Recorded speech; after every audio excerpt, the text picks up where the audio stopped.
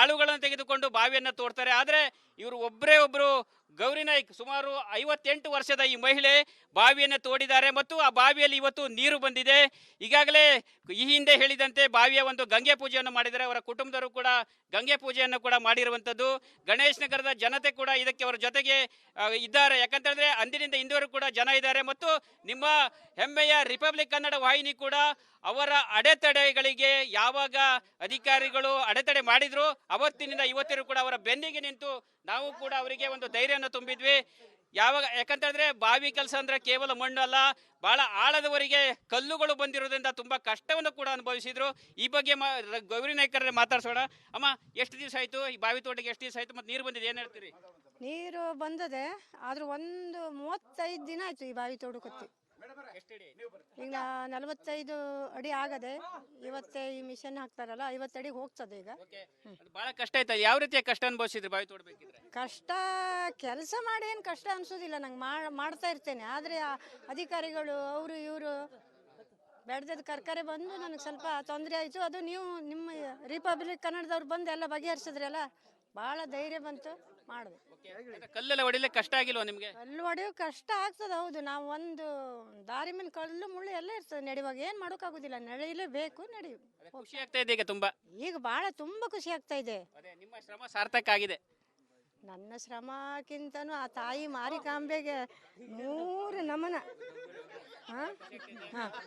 ಗೌರಿ ನಾಯ್ಕರು ಹೇಳುವಂತ ಮಾತು ಅವ್ರ ಸೊಸೆಯನ್ನು ಮಾತಾಡ್ಸೋಣ. ಮೇಡಮ್, ಏನ್ ಹೇಳ್ತೀರಿ? ಅತ್ತೆಯವರು ತೋಡಿದ ಬಾವಿಯಲ್ಲಿ ನೀರು ಬಂದಿದೆ, ಏನ್ ಅನಿಸ್ತದೆ? ಫೈನಲಿ ಅವ್ರ ಶ್ರಮಕ್ಕೆ ನೀರು ಬಂದಿದೆ. ತುಂಬಾ ಖುಷಿ ಆಗ್ತಿದೆ, ಹೇಳೋದಕ್ಕೆ ಪದಗಳು ಸಿಗ್ತಾ ಇಲ್ಲ, ಕಣ್ ತುಂಬಿ ಬರ್ತಾ ಇದೆ, ಅಷ್ಟು ಖುಷಿ ಆಗ್ತಾ ಇದೆ ನಮ್ಗೆ. ಈಗ ಆ ಟೈಮ್ದಲ್ಲಿ ಅಧಿಕಾರಿಗಳು ಒಂದು ತಡೆ ಹೊಡೆದಾಗ ಬಾವಿಯನ್ನು ಮುಚ್ಚುವಂತ ಕೆಲಸವನ್ನು ಮಾಡಿದ್ರೆ, ನಾವೇ ರಿಪಬ್ಲಿಕ್ ಕನ್ನಡದವರು ಒಂದು ದಿವಸ ವೇಟ್ ಮಾಡಿ ಅಂತೇಳಿ ನಿಮ್ಗೆ ಧೈರ್ಯ ತುಂಬಿದ್ರಿ.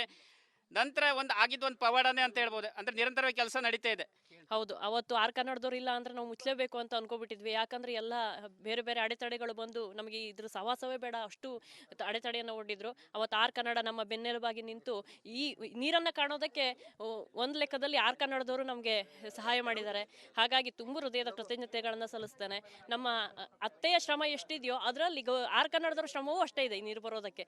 ಯಾಕಂದ್ರೆ ಪರೋಕ್ಷವಾಗಿ ಅವರು ಕಾರಣರಾಗಿದ್ದಾರೆ, ಪ್ರತ್ಯಕ್ಷವಾಗಿ ನಮ್ಮ ಅತ್ತೆ ಬಾವಿ ತೋಡಿದ್ರೆ ಬೆನ್ನೆಲುಬಾಗಿ ನಿಂತು ಒಂದು ಮಾರಲ್ ಸಪೋರ್ಟ್ ಅನ್ನು ನೀಡಿ ಎಲ್ಲ ಅಡೆತಡೆಗಳನ್ನು ನಿವಾರಿಸಿಕೊಡುವಲ್ಲಿ ಆರ್ ಕನ್ನಡ ನಮಗೆ ಸಪೋರ್ಟ್ ಮಾಡಿದೆ ಅಂತ ಹೇಳೋದಕ್ಕೆ ಖುಷಿ ಆಗ್ತಾ ಇದೆ. ಇವತ್ತು ಗಂಗೆ ಪೂಜೆನ ಮಾಡಿದ್ರಿ, ಮತ್ತೆ ಮುಂದೆ ಏನ್ ಪ್ಲಾನ್ ಇದೆ? ಮುಂದೆ ಅತ್ತೆ ಕೇಳ್ಕೊಂಡು ಏನ್ ಪ್ಲಾನ್ ಅಂತ ನೋಡೋದು. ಮುಂದೇನ್ ಪ್ಲಾನ್ ಇದೆ? ನೀರನ್ನು ಏನ್ ಮಾಡ್ತೀರಿ ಅಥವಾ ಏನು? ನೀರೆಲ್ಲ ಇವರಿಗೆ, ನೀರು ಇಲ್ಲದೆ ಇದ್ದವ್ರು ತಕೋಗ್ಲಿಕ್ಕೆ ಅಡ್ಡಿಲ್ಲ, ಇವ್ರಿಗೆ ಮಕ್ಕಳಿಗೆ ನೀರು. ಇದು ಬಾವಿ ಕೆಲಸ ಅಲ್ಲ. ಈ ಬಾವಿ ಸುದ್ದಿ ಮಾಡಿ ನಾವು ನಿಮ್ಮ ಬೆನ್ನಿಗೆ ನಿಂತ ನಂತರ ಇಲ್ಲಿ ಬಹಳ ಡೆವಲಪ್ಮೆಂಟ್ ಆಗಿದೆ. ಅಂಗನವಾಡಿಗಳ ಕಂಪೌಂಡ್ ಆಯ್ತು, ಮತ್ತೆ ಇದಕ್ಕೂ ಕೂಡ ರಿಂಗ್ ಹಾಕ್ಲಿಕ್ಕೆ ಜನ ಮುಂದೆ ಬಂದಿದ್ದಾರೆ. ಹೌದು.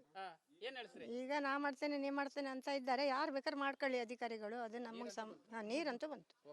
ಇದು ಗೌರಿ ನಾಯ್ಕ್ ಹೇಳುವಂತ ಮಾತು. ಒಟ್ಟಿನಲ್ಲಿ ಆರ್ ಕನ್ನಡ ಅಂದ್ರೆ ರಿಪಬ್ಲಿಕ್ ಕನ್ನಡ ಯಾವಾಗ ಗೌರಿಯ ಬೆನ್ನಿಗೆ ನಿಂತು ಸುದ್ದಿಯನ್ನು ಪ್ರಸಾರ ಮಾಡ್ತು, ಅಂಗನವಾಡಿಯ ಕಂಪೌಂಡ್ಗಳು ಕೂಡ ಆಗಿದೆ. ಈ ಬಾವಿಗೆ ಕೆಲವೇ ದಿನಗಳಲ್ಲಿ ರಿಂಗ್ ಅಳವಡಿಸುವ ಕೆಲಸ ಕೂಡ ಆಗ್ತದೆ. ಒಟ್ಟಿನಲ್ಲಿ ರಿಪಬ್ಲಿಕ್ ಕನ್ನಡ ವಾಹಿನಿಯ ಬಿಗ್ ಇಂಪ್ಯಾಕ್ಟ್ ಅಂತ ಹೇಳ್ಬೋದು. ಯಾಕಂತ ಹೇಳಿದ್ರೆ ಗೌರಿ ನಾಯ್ಕ್ ಅವರು ತುಂಬಾ ಕಷ್ಟಪಟ್ಟು ಈ ಒಂದು ಬಾವಿನ ತೋಡಿದ್ದಾರೆ, ಬಾವಿಯೆಲ್ಲ ನೀರು ಕಂಡಿದ್ದಾಳೆ. ಇನ್ನೇನು ಮಕ್ಕಳಿಗೆ ನೀರು ಹಂಚುವುದಷ್ಟೇ ಬಾಕಿ ಇದೆ. ಅದಕ್ಕೂ ಮೊದಲು ಶಿರಸಿಯ ಶಕ್ತಿ ದೇವತೆ ಮಾರಿಕಾಂಬೆಗೆ ತಾವು ಈ ನೀರನ್ನು ಅರ್ಪಿಸುವುದಾಗಿ ಗೌರಿ ನಾಯ್ಕ್ ಹೇಳಿರುವಂಥದ್ದು. ಕ್ಯಾಮ್ರಾ ಪರ್ಸನ್ ಕಿಶನ್ ಗುರು ಜೊತೆ ನಾನು ಶೇಷಗಿರಿ ಮುಂಡಳ್ಳಿ, ರಿಪಬ್ಲಿಕ್ ಕನ್ನಡ, ಕಾರವಾರ.